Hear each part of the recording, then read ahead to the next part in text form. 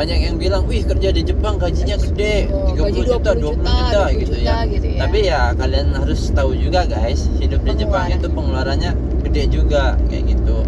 Ya pengeluaran pas tiap bulan pasti keluar tempat tinggal, listrik, air, gas, tambah sekarang punya kendaraan, pajak kendaraan, bensin, belum servis yang belum lain-lain. ya kalau ada servis. Terus kalau sekarang kan udah tambah kan, tadinya dia berdua cuma berdua doang, sekarang kan ada anggota baru, udah tiga Ada sama Yuki, anak, ada Yuki. Belum pampers, susu basah untuk makan Yuki, cemilan Yuki ya, segala kebutuhan Yuki kan beda juga, jadi kan ya ada pengeluaran lain gitu. Ya. Halo semua, kabar baik di sini. Semoga kalian juga sehat ya. Hari ini kita rencananya mau belanja guys. Kita mau belanja ke toko Asia, toko barang-barang Asia. Jadi di sana tuh ngejual kayak bumbu-bumbu Indonesia guys, kayak bawang merah, bawang putih, terus sereh. Pokoknya bumbu-bumbu lah banyak di sana dijual. Rempah-rempahnya. Rempah-rempah. Dan di sana juga ada apa bahan-bahan kayak dari Nepal ya. Nepal ada ya itu. Nepal ada, Cina, Vietnam kayak gitu. India. Pokoknya inilah dari Asia gitu lah. Asia. Nah, kita juga biasa bulanan tuh kalau belanja ke sana. Ya walaupun kita tinggal di Jepang, tapi lidah kita masih lidah Indonesia guys. Nah, jadi kita mau nyari bumbu-bumbu atau rempah-rempah sana. Nah, selama perjalanan ini kita mau ngobrol-ngobrol kehidupan kita selama di Jepang ini guys. Punya keluarga, punya anak, tinggal di Jepang itu gimana? Oke? Nah, jadi mungkin dari awal kita mau cerita gimana awalnya mama bisa datang ke sini. Kalau cerita ayah bisa datang ke Jepang kan ya mungkin kalian udah pada tahu lah ya yang nonton video-videoku sebelumnya. Kalau ayah ini dari kuliah terus kerja terus sampai sekarang gitu. Nah, tapi kalau mama itu gimana? Nah, kita mau cerita di sini guys. Tuh. Nah, jadi gimana nih awal cerita mama bisa ke sini? Atau awal dari kita ini kok bisa nikah? Kejauhan ya? Panjangan. Ya udah dari ini deh, dari apa? Kok bisa ke Jepang? Gimana? Kok bisa ke Jepang? Karena nikah sama kamu. Ya juga sih. Iya benar. Ya abis nikah kesini, tapi jarak dulu, kamu duluan datang dulu. Kita masih jadi LDM. Aku Indonesia, kamu di Jepang. Jadi kita tuh nikah 2021 pas lagi COVID itu, corona tuh lagi parah-parahnya guys. Nah, karena lagi parah-parahnya banget, nah Jepang itu kan menutup diri dari luar, jadi tidak menerima orang asing dulu guys. Nah, jadi setelah nikah kita itu LDM dulu. Kita nikah bulan 4, mama tuh berangkat ke Jepang bulan 10 ya. Tuh. Berarti kita LDM 6 bulan ya. Kamu berangkat balik lagi ke Jepang bulan 5. Iya, bulan 5. Ya, jadi sebulan setelah nikah aku balik lagi ke Jepang, mama di Indonesia. Gitu. Jadi kita LDM selama 6 bulan berarti. 5 bulan ya, 5 bulan. Bulan 5 sampai bulan 10.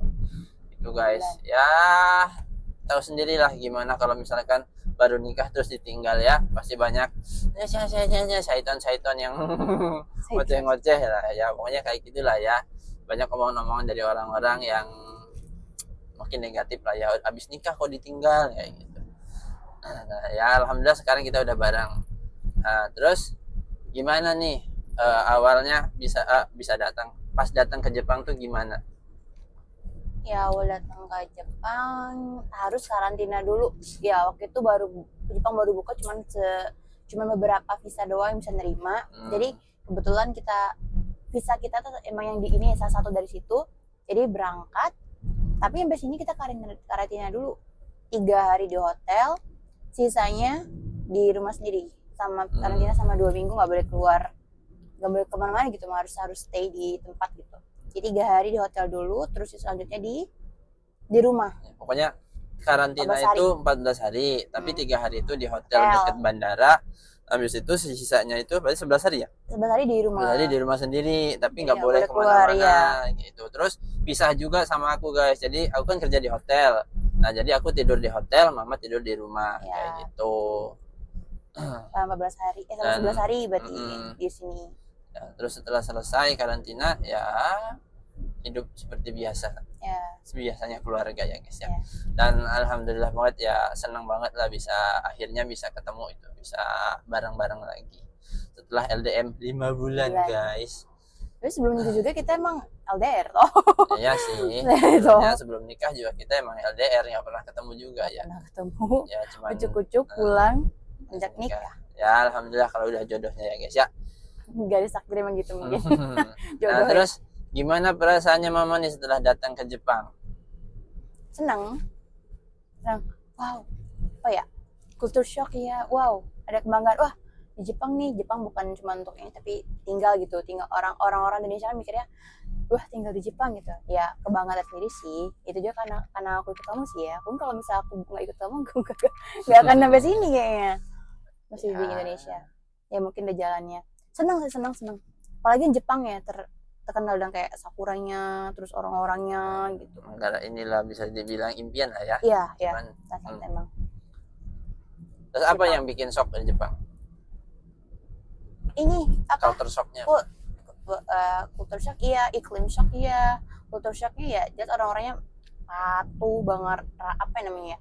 Benar-benar attitude-nya tinggi, terus ya sopan-sopan orang-orangnya. Ya itu yang pertama kali dilihat ya, sopan. Pokoknya sampai sekarang sih mikirnya orang-orang Jepang sopan, bagus, attitude-nya bagus. Terus iklim sih, lebih ke iklim. Karena datang pas kemarin tuh bulan 10 itu pas musim gugur. Itu tambahkan kita tinggal di pegunungan tuh ya. Jadi suhunya tuh udah berapa ya kalau suhunya? 11-12an ya. Di bawah 10. Ya sekitar segitulah, kayak 11, 12 atau 10. AC aja 16 derajat aja udah dingin. Di sini kocok-kocok dari Indonesia yang suhunya ya stabil lah kayak 30 lah gitu, apa 29 dan 30 lah, 30 ke atas itu kan. Tahu-tahu kesini langsung truk suhunya ini itu di iklim shock itu sih. Jadi pertama kali datang ke sini jadi AC Pas itu banget pas banget musim dingin tuh bukan dingin ya, musim gugur itu kan emang udaranya udah agak dingin ya, terus udah anginnya kencang. Jadi udah di rumah tuh karena kalau dingin tuh udah depan dambo, depan penghangat aja tuh itu iklim shock gitu. Terus orang-orang sih kalau orang Jepangnya mungkin orang sini udah biasa dengan gugur tuh jaketnya nggak terlalu tipis, nggak terlalu tebel gitu, masih biasa lah. Tapi kalau aku udah kayak jaket yang tebel bulu-bulu gitu kayak masih dingin kalau bagi orang sini. Tapi itu namanya orang Indonesia baru datang ke Jepang pas juga musim gugur ya, walaupun belum musim dingin tapi itu musim gugur udah dingin. Iya, kalau di Indonesia 10 di bawah 10 derajat udah dingin banget lah. Iya. Di Indonesia dingin paling 20 derajat kan. Iya, masih di atas 10, ini di bawah 10. Iya. Apalagi kan ketambah mama kan orangnya nggak kuat dingin iya, kan. Tapi kalau sekarang biasa aja sih. Udah biasa. Belaga sih. Gugur itu biasa. Dulu kan pernah datang tuh gugur. Semi itu kan masih agak dingin tuh ya. Emang walaupun dia peralihan dari dingin ke anget lah ya, mau anget ke semi. Itu masih agak dingin menurut aku dulu. Tapi kalau sekarang gugur ya, walaupun sometimes gugur ya anginnya emang kenceng, tapi udah biasa gitu kan, nggak terlalu yang begitu ya. Kalau musim dingin iya dingin. Iya, sini dingin. Iya, sini minus kan. Kalau musim semi kan waktu itu awal udah musim semi kok masih dingin ya. Kalau sekarang biasa aja sih. Udah terbiasa kan ada 3 tahun kan, jadi udah ini udaranya udah terbiasa. Udah menyesuaikan. Iya, benar. Ajisai. Oh iya sekarang udah Ajisai. Ini taman tau. Hari itu taman Ajisai, hari Sabtu, mulai dari Sabtu. Ada ini apa namanya? Matsuri di situ. Oh. Matsuri tanggal 15 sampai tanggal bulan 7 awal kan. Ajisai. Emang situ taman Ajisai. Lanjut. Ya. Culture shock pasti ada ya, tiap negara pasti ada lah. Kita negara biasa tinggal di mana, terus ke negara orang masih ada culture shock yang emang ada istiadat atau kebiasaan mereka yang beda dengan negara kita. Iklim shock ya iklim sih, cuacanya ya Indonesia gitu. Ya cuman panas sama hujan. Panas hujan. Di sini musim dingin sampai minus berapa biasanya 7 8 ya. Sebenarnya ada yang lebih dingin sih, cuman ya untuk ukuran kita ya udah dingin lah segitu. Dingin lah. Pagi terus juga ya ini juga apa ya apa namanya time shock. Kalau musim dingin itu jam 5 sore itu udah gelap, udah kayak malam jam 7 malam di Indonesia. Tapi kalau paginya tuh jam 8 baru jam 7:30 baru terang, baru ada matahari itu jam 7:30 pagi. Nah kalau di musim panas kayak sekarang dia tuh malamnya tuh lebih lama, 7:30 malam atau jam 8 ya, sekitar jam malam itu baru gelap. Tapi paginya tuh jam 4-an itu 4 lewatan dan jam 4:30 dan jam 4 itu udah muncul, udah terang. Kita udah terang. Bedanya itu kalau musim panas ya malamnya lambat. Malam sedikit. Kalau musim dingin malamnya panjang. Nah, gitu. Jadi Mm-mm. gitu cerita awalnya mama bisa datang ke Jepang, guys. Bisa datang apa? Bisa. Awalnya datang ke Jepang. Nah, terus suka dukanya nih. Suka dukanya Pasti waktu awal masuk ke Jepang sampai sekarang. Datang ke Jepang sampai sekarang. Ada. Waktu awal kan kita belum ada kendaraan nih, terus kita kan hidupnya tinggalnya kan di pegunungan Pegunungan. jauh dari mana-mana. Jadi apa nih suka dukanya nih? Mungkin dari sukanya dulu. Sukanya dulu deh. Suka. Hmm. Sukanya Hidup di sini, apalagi kita di pegunungan. hidup di Jepang. Sukanya banyak pengalaman baru. Banyak, pokoknya apa ya? Banyak juga sih yang bisa diambil dengan kehidupan orang Jepang di sini. Orang-orang teratur. Apalagi enaknya orang Jepang tuh orang-orangnya nggak ngurusin hidup orang juga ya. Individualis, emang individualis. Mungkin ada plus minusnya untuk individualis. Individualis ya mungkin nggak ngurusin nggak ngurusin apa orang ngapain, kehidupan orang ngapain, nggak terlalu diopenin sama orang-orang, perlu kita dikit-dikit di komentar atau dikit-dikit di nggak digibahin dan nggak digosipin ya. Nah, negatifnya juga ada sih untuk orang individualis. Kita kan nggak kenal satu sama lain, kayak tetangga itu nggak kenal. Ngobrol pun ya boro-boro ngobrol, kadang ngelihatnya ketemu aja pas dia pulang kerja, berangkat kerja, itu aja sih ya. Orang sama orang yang depan rumah kita aja kita nggak tahu loh namanya siapa, dia tinggal berapa orang ya, sering dilihatnya cuma 2, tapi kadang kan sometimes kan ada kayak entah apanya datang main gitu, kita nggak kenal, cuma kayak sekedar lihat aja udah gitu. Cuman kalaupun papasan cuman ngangguk aja udah konnichiwa gitu, hayo gitu doang ya, cuman ketemu kadang pulang kerja, berangkat kerja gitu doang. Mungkin itu jadi salah satu ini ya kaget shocknya mama. Di Indonesia kan orang-orang biasanya apalagi di rumah kan kalau sore itu ngumpul di depan kan di teras kayak gitu, terus yang ngobrol-ngobrol. Tapi kalau di sini boro-boro orang-orang udah pada sibuk sendiri-sendiri. Iya benar, individualis, mereka urusan dia, urusan kamu gitu. Jadi nggak yang campur-campur, dia nih gini, nggak ada waktu buat mereka kayak gitu. Udah sibuk sama kerjaan nggak sendiri. ada waktu, mending mereka ada waktu luang buat istirahat gitu. Istirahat itu ya. Dukanya ya ya negatifnya 4 musim tuh ribet ya, nganin baju, terus itu musim dingin dingin banget, tau nggak suka musim dingin, nggak suka. Tapi kalau salju suka, tapi nggak suka musim dingin karena nggak kuat dingin juga. Nah, males keluar kemana-mana tuh, males ngapain, jangan kan mau keluar rumah, ke kamar mandi, ke dapur itu males, dingin banget, mandi aja rasanya tuh. Suka sama saljunya tapi benci sama dingin ya benar. Udaranya tuh nggak suka, pokoknya nggak suka banget. Kalau udara musim dingin itu kering, ke kulit itu kering, muka kering, hidung kering, sampai ada waktu pertama kali datang tuh sampai berdarah kadang itu. Ikan pasti kan dingin tuh kan beler tuh hidung tuh, karena kayak pilek gitu jadinya. Sebenarnya nggak pilek, tapi kayak hidung tuh meler terus. Nah sampai kan karena kering gitu, dingin tuh, jadi sampai berdarah, pernah kayak berdarah, hidung tuh berdarah gitu. Ini pas pertama kali datangnya tuh pas musim dingin tuh nggak suka. Dulu mah ya kalau orang-orang yang ya kayak di Indonesia ya, aku lah termasuk, seru banget ya main salju, seru banget ya ngerasain salju, keren banget lo, pengen ini keren ya pakai jaket ini, apa namanya sih, apa namanya winter tuh,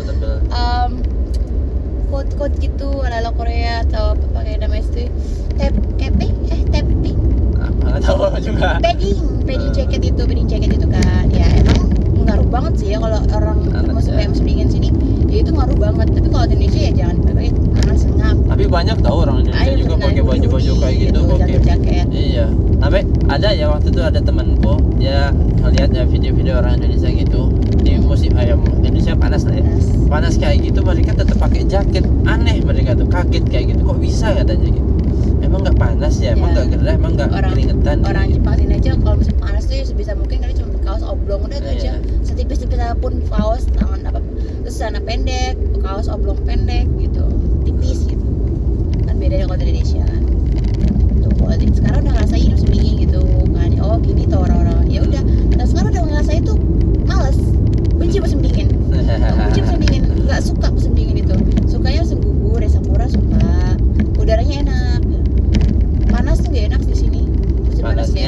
Jepang tuh mushiatsu itu kayak panasnya tuh bukan terik tapi gerah gitu loh. Ya. Jadi kita nggak gerak pun, kita nggak ngapa-ngapain pun keringetan kayak gitu, panasnya kayak gitu. Kalau di Indonesia kan panas nih teriknya, tapi kalau ada anginnya kan dingin tuh kan, enak sendiri gitu Iya. kan. Tapi kalau situ angin tuh enggak, anginnya panas, gak enak. Di dalam rumah pun panas rasanya tuh. Apalagi kalau kita kan ini tinggal di Gunmaken ya. Gunmaken itu dia dikelilingin sama gunung guys. Jadi benar-benar dikelilingin sama gunung. Nah, kalau kata orang Jepang, kalau kata guruku dulu waktu masih sekolah, kenapa anginnya itu panas? Karena dia tuh tertahan sama gunung-gunung itu loh. Si anginnya tuh jadi dia nggak keluar, si anginnya tuh mulak apa ya, muter-muter di situ aja. Jadi si anginnya pun jadinya tuh panas kayak gitu. Makanya panasnya tuh ya benar-benar nggak enak banget lah gitu, nggak gerak, nggak ngapa-ngapain pun keringetan, panas gitu. Ya panas gitu. Terus gimana nih apa punya tadi sukanya ya, dukanya udah juga ya, itu juga ya. Ada sekaligus tadi ya. Jadi Dukanya terus juga ya. gimana nih punya hidup berkeluarga di Jepang, yang dimana katanya kan Jepang itu mungkin kalian pernah dengar ya, Jepang itu enak untuk liburan tapi tidak enak untuk tinggal atau untuk dompet lah ya, untuk duit boros banget guys. Ya mungkin banyak yang bilang, wih kerja di Jepang gajinya gede, 30 juta, 20 juta gitu ya. Tapi ya kalian harus tahu juga guys, hidup di Jepang itu pengeluarannya gede juga kayak gitu. Ya pengeluaran pas tiap bulan pasti keluar tempat tinggal, listrik, air, gas, tambah sekarang punya kendaraan, pajak kendaraan, bensin, belum servis yang lain. Ya kalau ada servis, terus kalau sekarang kan udah tambah kan tadinya dia cuma berdua doang. Sekarang kan ada anggota baru, udah 3 sama Yuki, anak, ada Yuki. Belum pampers, susu basah, untuk makan Yuki, cemilan Yuki ya, segala kebutuhan Yuki kan beda juga. Jadi kan ya ada pengeluaran lain gitu. Ya. Ya, tapi tenang, semua perjuangan itu bakalan aku inget terus. Nah, itu bakalan menjadi sebuah cerita untuk Yuki nanti. Kalau lewat di sana tuh ada dekat yang tadi tuh yang bisa kita lewatin. Itu pernah jalan dari kayak jalan gede, jalan ke berapa? Jauh lah itu. Jauh lah itu. Jalan kaki musim dingin, ya pakai jaket dingin tuh mah. Rasanya tuh sampai ada ambulan. Sampai itu kita mampir ke toko baju, kita beli jaket lagi. Kata saking dinginnya kita nggak kuat. Anginnya loh kenceng banget kan. Itu kalau sekarang lewat dan itu ya Allah kayak kuat banget ya jalan dari sini sampai sana dulu ya. Gimana lagi ya mau nggak mau gitu. Kalau situ kayak ketawa aja, ya Allah dulu ya musim dingin ini nerjang angin jalan kaki dari sini masih jauh loh ternyata loh. Apa ambulannya kok gede banget?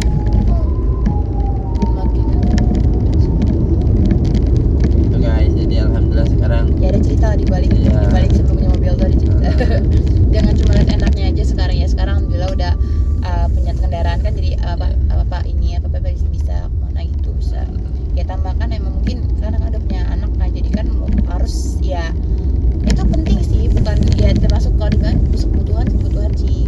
Kalaupun dipikir lagi, kalau orang mikir kalau ini mah cuma buat ini tambahan aja gitu kan, tapi kalau udah punya anak itu termasuk kebutuhan, bukan kita maksain harus punya mobil, bukan ya, tapi udah kebutuhan. Soalnya ya apalagi tinggal di Jepang, tinggal di pegunungan ya, jauh dari mana-mana, dari klinik, dari jauh. Sedangkan anak itu kan rentan sama sakit kan, kalau misalkan nggak ada kendaraan sendiri, waduh susah banget. Taruhlah bukan sakit ya, imunisasi. Bulan tuh pasti imunisasi kan. Di Jepang ya ini ya, imunisasinya banyak. Nah, oh ya mungkin nanti kita juga mau bikin video cerita-cerita kayak gini lagi guys, ngobrol-ngobrol soal gimana perasaan apa suka duka ya, pokoknya cerita gimana bisa punya anak di Jepang dan kenapa punya anak di Jepang. Iya, dan kenapa enak punya anak di Jepang tuh kayak gitu. Mungkin kayak gitu ya. Ya kan banyak Jepang loh memfasilitasi semua hal-hal tentang anak, banyak mainan gratis. Ya pokoknya nanti kita bahas itu. Ntar dibahas ya. Katanya kalau lahiran Jepang dapat bantuan 50 juta. Ya, oke, ntar dibahas. Nanti kita obrolin itu guys. Itu benar atau tidaknya gimana 50 juta? Terus gimana? Enak nggak sih punya anak di Jepang kayak gitu? Ya nanti kita bahas di video selanjutnya guys. Ya tinggal dikira-kira aja deh, belum untuk makan ya itu ya, yang wajib keluarinnya ya segitu tadi itu. Itu wajib makan. Yang kita konsumsi sendiri ya. Terus ada lagi potongan gaji guys. Di Ya. Jepang itu gajinya gede tapi potongannya juga gede. Pajak, Itu ada Ada asuransi, ada pajak, terus asuransi kesehatan, asuransi kesehatan, terus pensiun, pajak kota. Ya pokoknya banyak banget potongan-potongannya itu sampai rata-rata ya biasanya itu di atas 5 juta itu pasti potongan untuk tiap itu semua bulan. guys. Nah, Tiap itu bulan. di luar dari sewa apartemen, listrik, gas, air, wifi gitu kan. atau Wifi, ya, kuota lah wifi, kayak air. itu. Itu udah Di luar dari luar itu. itu. Belum lagi biaya-biaya kenakalan ya, paling tau lah hidup di Jepang itu godaannya banyak banget guys. Hiburan-hiburan tuh banyak banget. Tempat-tempat ya inilah ya, tempat buat liburan, buat wisata tuh banyak banget. Jadi godaan-godaan buat main tuh banyak banget. Kalau kita nggak bisa nahan, nggak bisa ngontrol ya collab di sini bisa-bisa. Itu Terus turun nggak sih? mau kemana emang? Naik baju tuh? Kan di sana turunnya masih Sana? jauh. Iya lah. Oh, Takasaki tadi di bawah dia. Takasaki tadi. Pulangnya di bawah. Siapa? Takasaki. Oh, ya. Nah terus waktu awal datang ke Jepang tuh kan kita nggak punya kendaraan terus mama kita ya waktu awal kita nikah terus mama datang ke Jepang tuh kan kita belum punya kendaraan tuh. Nah itu kan apalagi kita tinggal tuh di pegunungan ya. Itu gimana perasaannya? Susah. Susahnya gimana tuh? Jadi- Ceritain dong. Jadi kan kita tinggal di pegunungan nih ya. Dan pegunungan kan tanahnya di atas toh. Nah kita kalau misalnya belanja itu kita tuh harus turun ke bawah. Turun ke bawah tuh jaraknya kalau misal ada lah setengah jam lebih lah itu. Kalau kita naik bis, jadi tuh kita tuh harus naik bis dari rumah itu ada namanya. Kalau untuk bis yang terminal bis gedenya itu yang bakal turun ke bawah itu lumayan jauh dari rumah. Kayak kita dari rumah itu harus pakai bis, ada bis kecil namanya bis tahun gitu kan, kecil terkeliling situ doang. Nah kita pertama tuh naik bis kecil itu dulu, kita tuh ada turunnya dekat terminal yang besar itu, jadi nanti kita nunggu lagi bis gede. Jadi dari bis kecil kita berubah jadi bis gede. Jadi bis gede itu kita bisa turun ke Eki-nya apa stasiunnya atau turun di dekat tempat belanjanya itu di situ. Dan itu juga jam-jam waktunya kalau bus kecil itu sejam sekali lewat. Kalau bus gede 15 menit apa 30 menit? 15 menit 15 menit, nah sekitar jam segitu lewatnya kita. Lumayan sering, lumayan banyak karena kita kan tinggalnya di daerah ini ya, pariwisata kan. Jadi banyak banget bis-bis yang datang yang inilah, banyak bis datang gitu. Jadi sebenarnya nggak terlalu nggak terlalu ribet ya, nggak terlalu susah ya karena banyak bis, banyak kendaraan umum gitu ya. Tapi ya nama juga di gunung ya. Terus kalau misalnya nunggu bis itu kan kita harus nunggu jam, harus inilah kita nggak bisa bebas lah. Ya, ini waktu. Terus ya biaya juga ya, sekali turun itu kita bisa berapa tuh? Sekali naik itu satu orangnya 570 yen atau di Indonesiain 60.000 ya, 60.000. Tapi Terus sekali naik bis kecilnya 100 yen. Dulu itu 100 yen, sekarang 200. Terus 100 yen berarti naik itu sama naik bis gede berapa tuh? 80.000 lah ya, 80.000 terus sekali naik guys, itu satu orang juga. Jadi untuk kita dua orang jadi kan 160.000 kalau dikali 60 kali 2 untuk pulangnya, untuk turun doang. Nah untuk kita bawa belanjaan nih, belanjaan kayak kan sini kan nggak boleh pakai plastik, itu ada supermarket yang nyediain plastik gratis, kita harus beli juga, ada juga yang harus beli gitu kan. Jadi kebanyakan orang sini belanja tuh pakai tas belanja. Mana nih di belakangnya tas belanja gitu kayak kain gitu. Nah itu tas belanja pokoknya lah. Nah itu pakai itu. Bayangin misalkan kita belanja kan, kita kan dari gunung jauh nih, jadi kan sekali belanja kan sekali banyak gitu buat stok gitu kan di freezer gitu kulkas. Nah bisa kadang tuh aku satu, ya kamu satu kan bawa itu kan. Jadi pas gede itu ya udah kita jalan dari tempat belanja ke tempat nunggu bis lagi, ada untuk nunggu bis lagi. Jadi udah kita nenteng tuh belanjaan tuh. Dan naik bis lagi, turun lagi ke tempat biasa. Kalaupun bis kecilnya pas jam kita ada, kita naik bis kecil, atau kalau nggak ada taksi ya, waktu itu sering taksi ya, taksi sekali dari situ sekali jalan lumayan sih 700 yen. Berapa 80.000 lagi gitu. Pernah kita bis kecil udah nggak lewat, bukan jamnya, taksi nggak ada, kita jalan.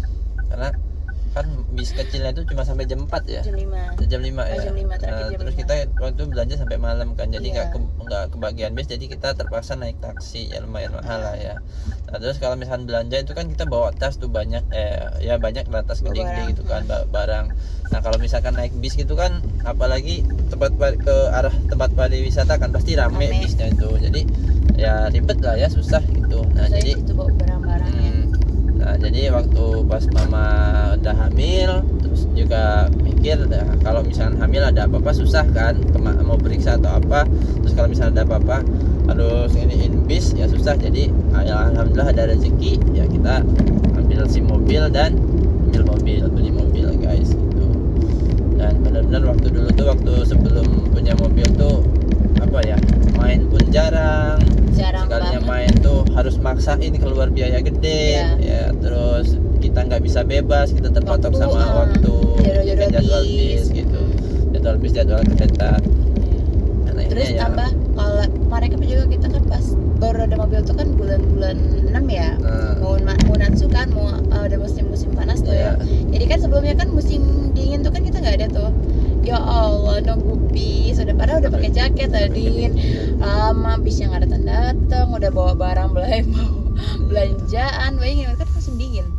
Aku kan bulan 10 tuh, 11, 12, 1, 2, 3, terus 1, 2 tuh yang paling dingin kan, 1, 2, terus 3, 4 udah masuk semi, 5, 6 baru udah punya mobil ya, alhamdulillah. 6.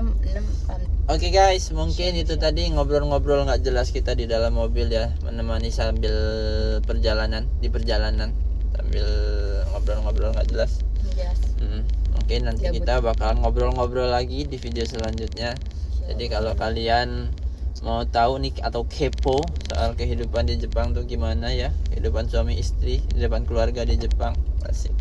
Atau mungkin juga kalian mau tanya-tanya apapun itu tentang Jepang guys, entah itu mungkin kalian mau tanya soal kerja ke Jepang gimana, terus kuliah di Jepang gimana, kalian bisa komen lah ya.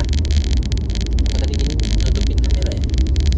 Terus jangan lupa guys di subscribe biar kalian nggak ketinggalan video-video ngobrol kita selanjutnya, atau video-video info tentang Jepang, atau video-video aku kan biasanya bikin video ngevlog gitu ya, suasana jalanan Jepang atau suasana pedesaan Jepang, atau pokoknya suasana Jepang tuh gimana. Dan di situ juga aku sambil bagi-bagi info ya, kayak gitu, cerita-cerita dan sharing lah ya, kayak gitu.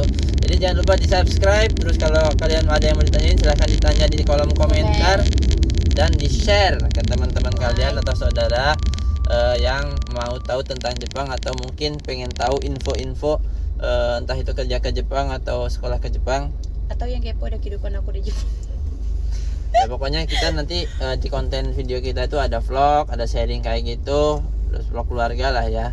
Jadi jangan lupa di subscribe dan di share ya guys ya. Komen, subscribe, like, komen, share. Oke guys, mungkin sampai sini dulu videonya. Sampai jumpa di video-video selanjutnya ya. Bye bye.